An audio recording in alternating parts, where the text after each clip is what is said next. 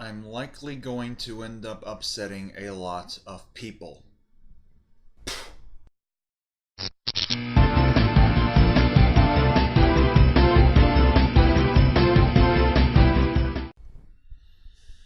Hey guys, it's CSDX and welcome to this video. Kingdom Hearts. Kingdom Hearts is a series regularly mocked and yet simultaneously loved for its complex story. In addition, it's garnered praise for its gameplay and even the concept. It's Disney meets Final Fantasy. Profit!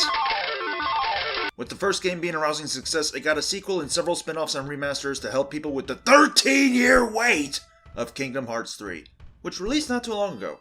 So, to celebrate, I thought we'd look at Chain of Memories, the, pre-sequel? Tangle wires. Christ, no wonder they moved to wireless controllers. No wonder. However, today we'll be going a step backwards, looking at the GBA version. Yeah. Kingdom Hearts on the Game Boy Advance. You know what that means. Sora for Smash!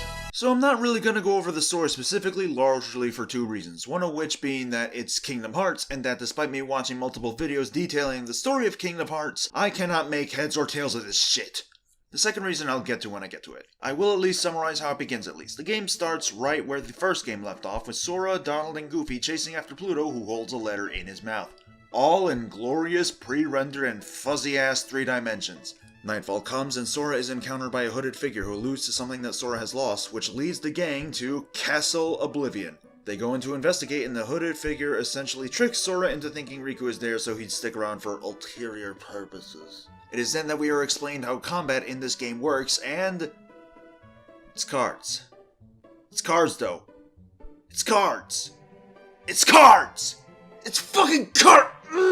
Okay, so the combat isn't too bad, as it actually adds a unique layer of depth in how to plan things out. See, the cards are used to attack and each card is numbered, the highest being 9 and the lowest being 0. The enemies also attack using their own special cards, so it's a game as to which card wins with the highest value winning. However, you can also use the 0 card as the best and worst card in that it, like other cards, can do a card break and end up cancelling out the enemy's attack. But the same thing can happen to you, and that, again, makes the 0 card both the strongest and yet the weakest, and it all depends on when you use it. As if you use it during an attack, it causes the card break, but if you use it as an attack normally, then any card can be used to break up the attack easily. You confused yet? Good, cause there's more! So you'd think that you could just use high-powered cards all the time, right? Wrong. There's a special card system called CP or card points that each deck has a set amount of, with your card deck having a start limit of 275 card points, with lower number cards being worth less CP, and higher number ones worth more. So you gotta plan out what kind of deck to make with your basic attack cards, your magic cards, your item cards,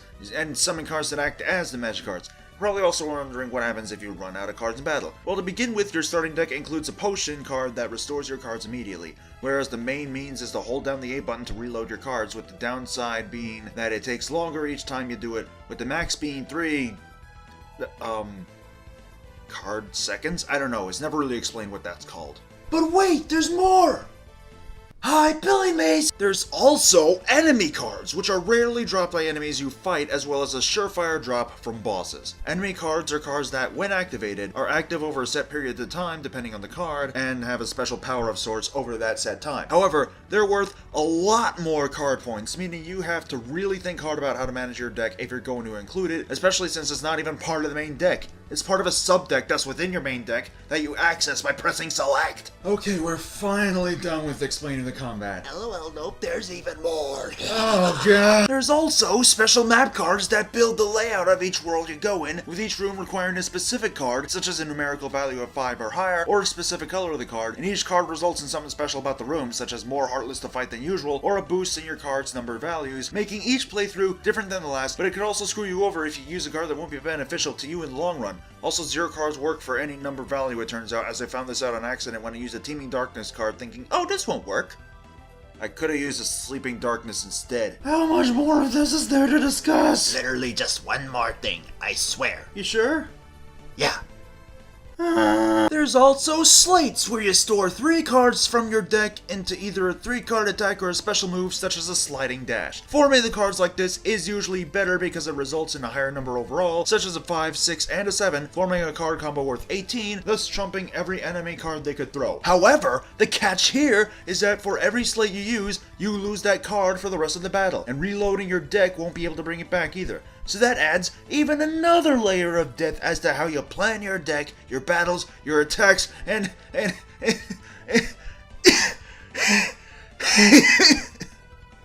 actually hurt a little. Good lord, this card battle system is as complicated as the Kingdom Hearts plot. Oh, like you all weren't thinking that. Now, given that I grew up on this game, I wanted to really talk about everything I possibly could. However, I'm gonna be honest here, I could not finish the game, largely because Hades is a piece of fucking shit. And yes, that was the second reason as to why I didn't detail the story. He pretty much has infinite cards, I know that's not the case here, hush, and always manages to form the perfect slate and yet never seems to lose his cards, and it feels like he even has his cards to spare before he can fully reload his damn deck too! It doesn't help that, whether in slates or his usual cards, he always has better cards than I, which I largely blame on RNG giving me lower numbered cards up till this point to use in my deck. Thanks, game!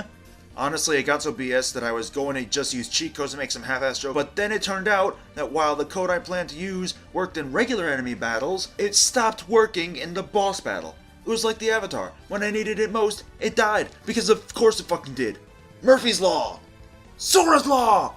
Kingdom Hearts! So, I don't know how I beat Hades as a kid, and I'm inclined to believe that I resorted to Game Shark back then too, honestly. Which begs the question as to why it worked then but not now, but whatever. But I swear, despite my struggles with this game, it is a good game. I just suck at my ripe old age at 29. Now, if you do manage to beat this game, you unlock a second campaign as Riku. So yeah, Riku is apparently there in the castle, but which is harder to beat due to a set deck for each world, including in between the worlds in Castle Oblivion. You're not able to edit it, you're just stuck with it completely, so best of luck with that, I guess. Honestly, I like to think that the GBA version is forgotten in time because it is admittedly an inferior version of the remake that Square Enix made back in 2008 for the PS2, which is now included in the Kingdom Hearts 1.5 HD remix, as well as the PS4 version that's bundled with the 2.5 HD remix. Besides, more buttons on the PS2 and other modern controllers is more helpful than just 4, but with what they did with the GBA version, I think they did alright. Then again, dodge rolling didn't work out well for me, but it's probably due to the controller I was using, and also Hades barraging my attack of fiery shit! Fuck Hades, man! In fact, fuck James Woods, too. They both suck now. Okay, there's one more thing I want to mention. And just as a disclaimer, I own multiple consoles from all 3 companies, crossing the span of like 2 generations. So that's a PS3, a PS4, an Xbox One, an Xbox 360, a Wii U, a Switch, and not counting the handhelds, which are a new 3DS XL and a PSP. So, with all that said, Square Enix released a story so far on Xbox One already. What, do you not like more money? You're gonna put fucking Kingdom Hearts 3 on Xbox One, but not 1.5, 2.5, and 2.8 on there as well? And yet you're contemplating putting it on the Switch before the Xbox One even? Like, making the Xbox One even that much harder to deal with because there's not as much games on it or exclusive games? I mean, there's plenty of games on it, don't get me wrong, but not as much exclusive games, but that's besides the point. You're not going to release a story so far on Xbox One? Even after 3 has been released? You weren't going to do it as a surprise thing for when 3 was about to be released? What the hell, you ass clowns?